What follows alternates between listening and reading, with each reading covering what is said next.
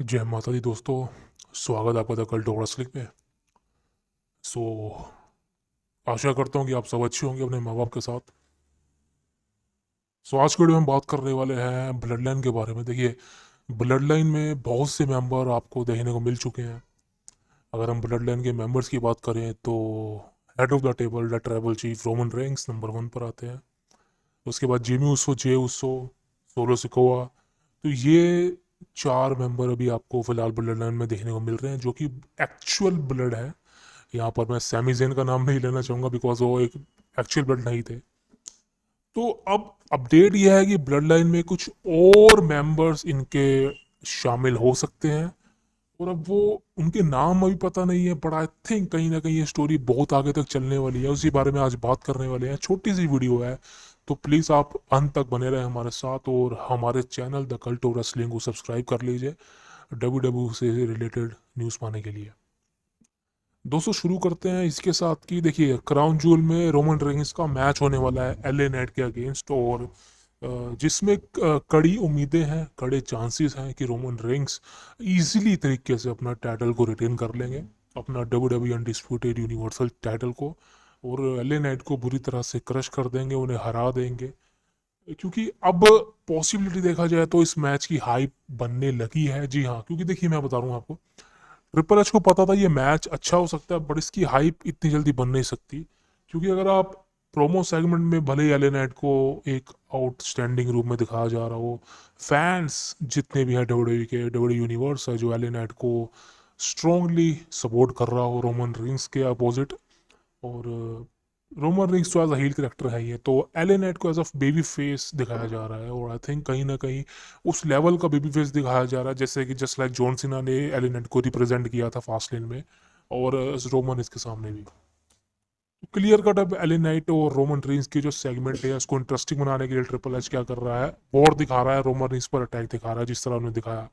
और next week का SmackDown भी ऑलरेडी शूट हो चुका है, और उसकी इमेजेस मैं आपको भी दिखा देता हूँ। अगर आप चाहते हैं कि आप नेक्स्ट वीक का स्मैकडाउन अभी देखें तो आप देख सकते हैं, बट आई थिंक कि अगर आपको लगता है कि वो स्पॉइलर है या हमें नेक्स्ट वीक देखना चाहिए तो प्लीज़ इस मतलब हमारी इस सेगमेंट को आप फॉरवर्ड कर दीजिएगा, आप हाईलाइट ना देखिएगा। लेकिन स्पॉइलर अलर्ट है, नेक्स्ट वीक का स्मैकडाउन होने वाला है और वहाँ पर मेन अट्रैक्शन रोमन रिंग्स ही रहेंगे, क्योंकि रोमन रिंग्स और LA Knight face to face आएंगे और वहाँ पर इनकी सेगमेंट होगी। और वहाँ पर इनके बीच कोई अटैक तो देखने को नहीं मिला बड़ा, बट एक प्रोमो सेगमेंट हुई है, because I think next week काफ़ी प्रोमो सेगमेंट हुई है। तो रोमरिस और एलिनेट की प्रोमो सेगमेंट ही हुई है। अब इस सेगमेंट में वॉर हुई है, मतलब रोमरिस ने कुछ हार्श वर्ड्स कहे हैं और एलिनेट ने कुछ कहे हैं। खासकर रोमरिस ने तो पूरी छिल दी भाई एलिनेट की, समझ रहे हो ना आप।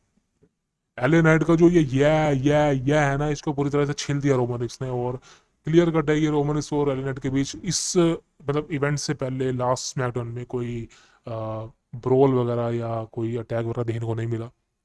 उसके साथ ही जॉन सीना स्मैकडाउन के एपिसोड में आते हैं और वहाँ पर सोलो सिकोआ पर प्रोमो वार करते हैं। और भाई जॉन सीना का मैंने कहा था ना आपको कि एक प्रोमो सेगमेंट होनी चाहिए John Cena versus solo Sikoa की, और जॉन सीना ने भी छील दिया भाई सोलो सिकोआ को। क्लियर कट बोल रहा हूँ, क्या क्या क्या वो तो पता नहीं, क्लियर सुनाई नहीं दे रहा था। लेकिन आप नेक्स्ट वीक आप देखेंगे आपको पता चल जाएगा। सेगमेंट अच्छी हुई थी इनके बीच, तो मेन सेगमेंट यही थी। तो ब्लड लाइन में क्या शामिल, देखिए ब्लड लाइन का ग्रुप मैंने आपको बता रखा है कि ब्लड लाइन अभी एंड नहीं होगी। रोमन रिंग्स के हारने के बाद भी ब्लड लाइन एंड नहीं होगी, क्योंकि ब्लड लाइन अब आपको एक मनी की तरह दिखने वाली है ट्रिपल एच को, क्योंकि ऑलरेडी उसको दिख रही है, तभी ब्लड लाइन एंड नहीं कर रहा वो। जिमी ऊसो को बाहर निकाला था, जो उसको निकाला है, तो जिमी ऊसो को वापस ब्लड लाइन में शामिल करने का मतलब ये था कि ब्लड लाइन की स्टोरी खत्म नहीं होने वाली। यहाँ पर बंदे बदलते रहेंगे, रोमन इसके बाद कोई और आ जाएगा जो कि हेड बनेगा, फिर कोई और आ जाएगा जो हेड बनेगा।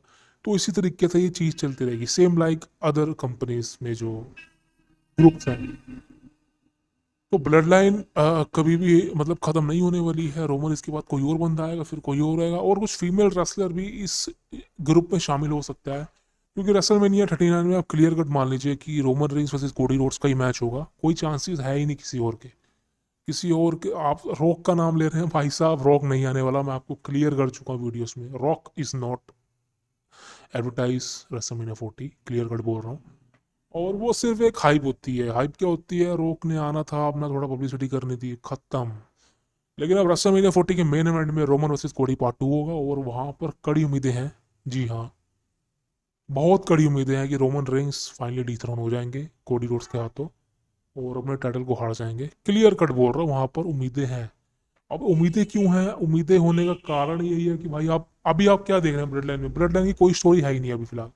सोलो सिकोआ जॉन सीना के साथ भिड़े हुए हैं। अब सोलो सिकोआ को ऐसा सिंगल रन नहीं मिलने वाला है क्योंकि जॉन सीना के साथ उनका मैच होने वाला है। और हाँ, क्राउन जूल में जॉन सीना ही जीतेगा, सोलो सिकोआ नहीं जीतेगा। क्लियर कट, खुशियां मनाइए।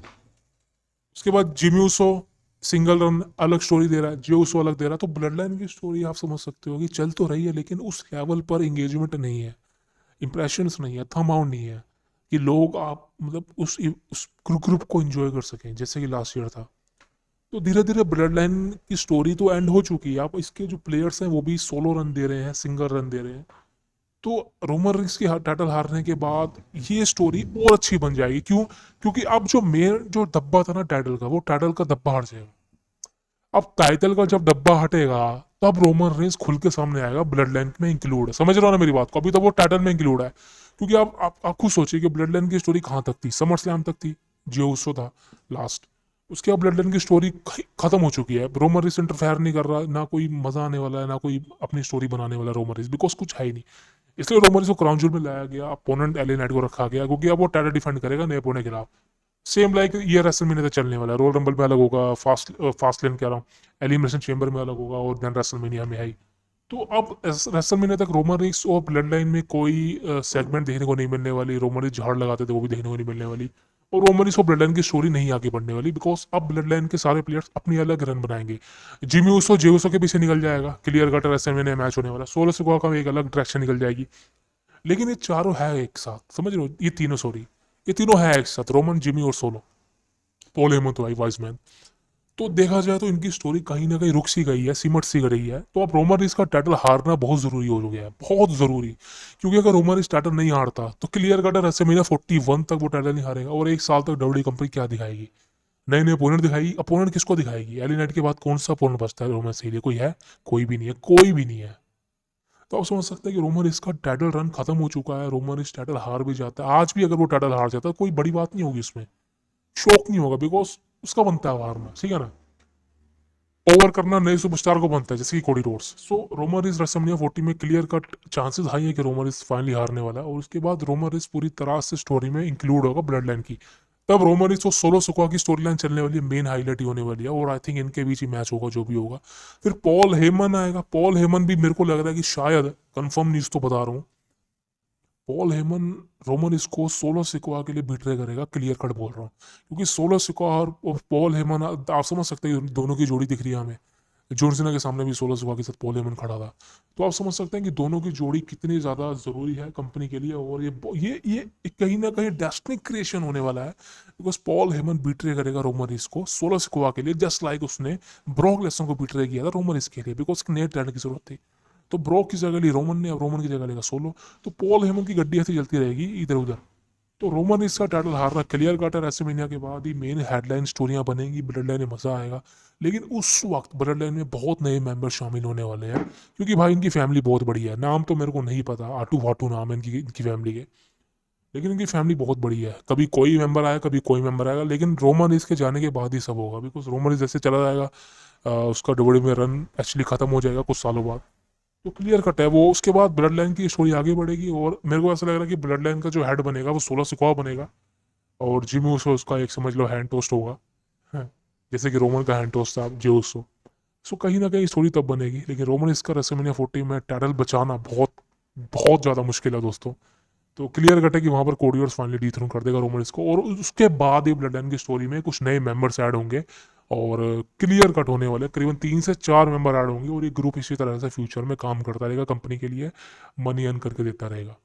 तो दोस्तों ये थी आज की वीडियो। अगर आपको वीडियो पसंद है तो प्लीज़ लाइक कर लीजिए, हमारे channel the cult of rest को सब्सक्राइब कर लीजिए और बोलिए जय माता दी। धन्यवाद।